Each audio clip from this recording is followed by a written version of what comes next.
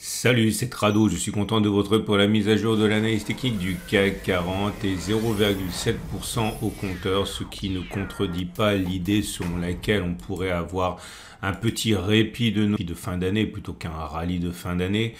Il reste quelques séances avant d'aller grappiller éventuellement le chemin qui nous sépare de cette résistance des 66, 64, 64, 60.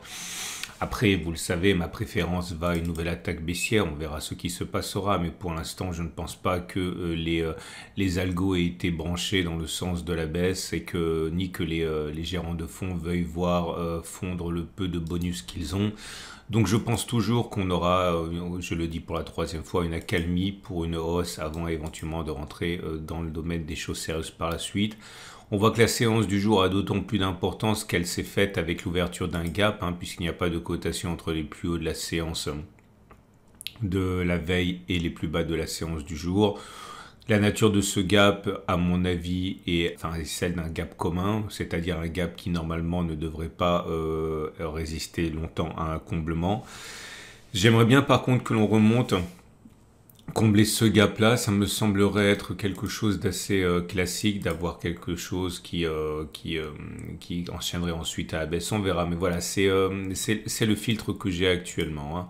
Le chandelier du jour, on l'a dit, n'est pas mauvais, mais il n'est pas non plus aussi beau que pourrait laisser présager une hausse de 0,7%. Un, parce que le corps est rouge, ce qui signifie que l'on a clôturé plus bas que l'on a ouvert. Deux, parce que il n'y a pas beaucoup de force dans cette bougie, on termine plutôt dans le tiers baissier. Et quand on regarde la bougie Aiki-Nashi, alors c'est pas exactement le même son de cloche, puisque les bougies Aiki-Nashi sont pas calculées de la même manière et ça tient compte de la bougie précédente. Donc on a plutôt une bougie haussière puisque c'est une bougie qui est verte et qui n'a pas de mèche basse.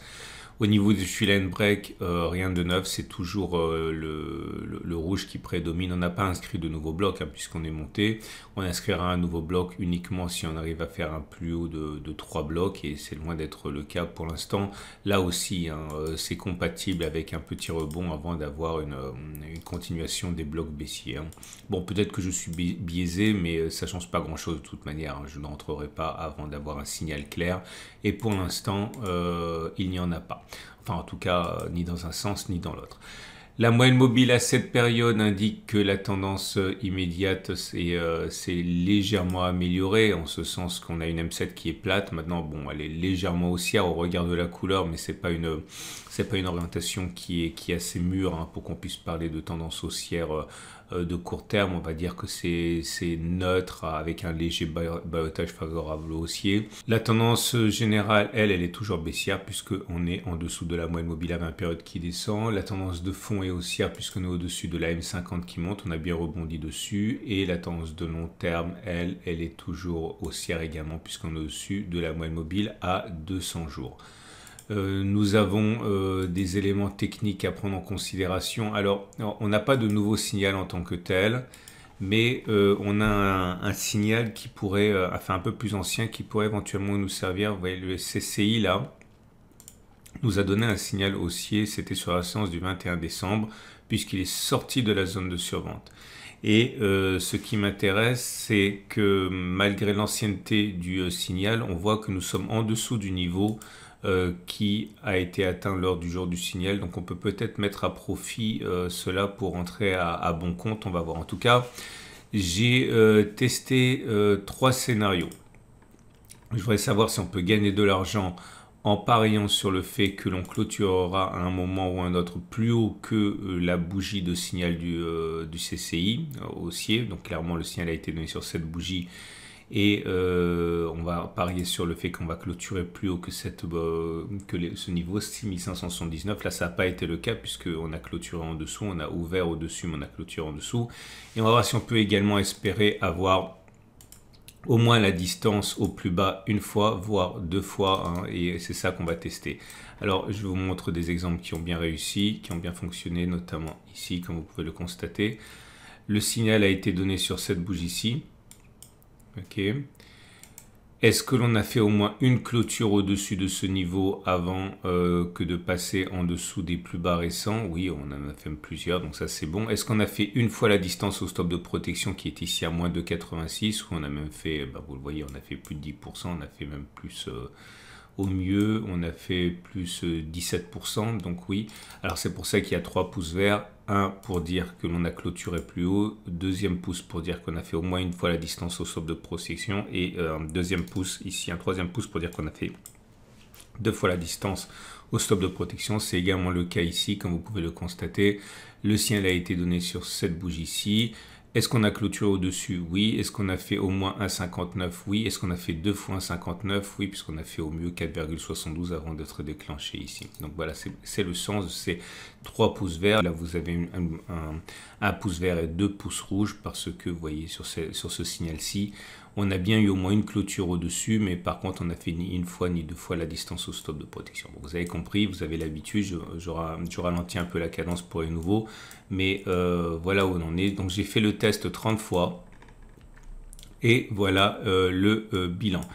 Alors, est-ce que on a raison d'espérer que l'on fasse au moins une séance de clôture au-dessus de la bougie de signal? Alors, la bougie de signal, je vous rappelle qu'elle a été ici. Sur cette bougie, c'était le 21 décembre. Est-ce qu'on a raison de penser qu'on va au moins clôturer une fois au-dessus de 6580? Alors oui, c'est logique puisque ça a fonctionné 24 fois, ça a échoué 6 fois. Autrement dit, ça a été le cas dans 80% des cas et ça a échoué 20% des cas. Est-ce qu'on peut espérer que l'on fasse au moins une fois la distance au stop de protection, moins de 92, donc 2,92 par le haut? Alors ça a fonctionné 18 fois, ça a échoué 12 fois, donc 60% de succès, donc c'est légitime de le penser. Si on avait risqué 1000 euros par trade, eh bien on aurait gagné 18 fois 1000, 18 000, on aurait perdu 12 fois 1000, 12 000, donc un gain net de 6 000 euros. Et est-il légitime d'espérer que l'on fasse 2 fois cette distance, à savoir 2,92 fois 2 vers le haut, donc environ 5,8. Alors, à peine, hein, ça a fonctionné 16 fois, ça a échoué 14 fois, donc ça a fonctionné dans 53% des cas et ça a échoué dans 47% des cas, mais on gagne 2 fois plus quand on a raison, donc 16 fois de 32 000 et on perd 14 fois 1000, 14 000, donc le résultat est plus convaincant, même si on a beaucoup moins de chances de réussir. Je rappelle que tout ça n'a aucune justification scientifique, hein, on ne peut pas tirer de loi sur 30 occurrences, je donne simplement ça pour partager ma méthode. Et donc on termine avec l'Ishimoku qui indique que c'est toujours, on va dire, mitigé. La tendance de fond, elle est haussière puisque le nuage est ascendant. Par contre, la tendance générale est plutôt neutre puisqu'on est en dessous de la Kijun qui est plate. La tendance immédiate est baissière puisqu'on est en dessous de la Tenkan qui descend. On termine donc avec les trades du jour, mais avant cela, je vous rappelle que ce sont les vacances et les vacances, eh bien, c'est le moment parfait pour se former. Et à cet égard, je vous présente les tout nouveaux témoignages qui sont tombés pendant que j'étais en pause pendant une semaine. Les témoignages sur les 20 stratégies de trading que je vous propose dans le cadre du cercle des tradosoriens. Je vous rappelle que mon cercle des tradosoriens il est complet hein, puisqu'on est à 43 membres et par contre vous pouvez accéder aux webinaires, aux stratégies de trading que l'on utilise dans ce cercle. C'est le cadre, c'est le contenu hein, de ces archives du cercle, donc n'hésitez pas à vous procurer toutes ces stratégies. Franchement, je pense que les témoignages sont là pour vous rassurer quand même sur la qualité de ces stratégies. Donc si vous n'arrivez toujours pas à gagner de l'argent de manière constante, de manière régulière, et que en tout état de cause ces balbutiements du début vous coûtent plus que 200 euros, et bien vous pourriez peut-être considérer à la place donc de les investir et de vous procurer ces archives du cercle. On va passer donc au trade du jour. Donc si vous êtes haussier, ben, vous pouvez envisager de faire ce que l'on a testé dans le cadre du CCI, hein, viser au moins eh bien 2,92 au-dessus, ça voudrait dire aller chercher ben, à minima hein, les 6770. On a vu que vous aviez 60% de chances de réussir si le backtest était valable et il ne l'est pas. Et si vous voulez spéculer à la baisse, je pense que si vous avez une optique baissière sur le CAC 40 au regard de de la récession qui s'annonce, vous pouvez déjà commencer petit à petit à bâtir une position vendeuse, mettre un stop de protection. C'est ce que j'ai fait ici, hein, de toute manière, mais le refaire en partant d'un petit peu plus bas. Donc rentrer en 3 fois par exemple, rentrer un petit peu ici, rentrer sur la zone orange, rentrer au-dessus de la zone, dans la zone grise si jamais on y va, mettre un stop de protection là et puis parier sur le fait que finalement on va replonger. Ça peut être une position assez intéressante. Voilà. Je vous souhaite une excellente journée. Je vous invite à regarder la vidéo sur l'or que j'ai publiée. Vous savez que l'inflation est quand même une donnée à présent considérée comme constante pour les années qui viennent. Et l'or a cette vertu d'être à la fois un actif de diversification et un actif anti-inflation. Bref, si vous y avez pensé mais que vous n'avez pas eu vraiment le temps de creuser, je vous invite à regarder la vidéo sur l'or qui est déjà en ligne. Je vous souhaite une excellente journée et je vous dis à demain pour la mise à jour.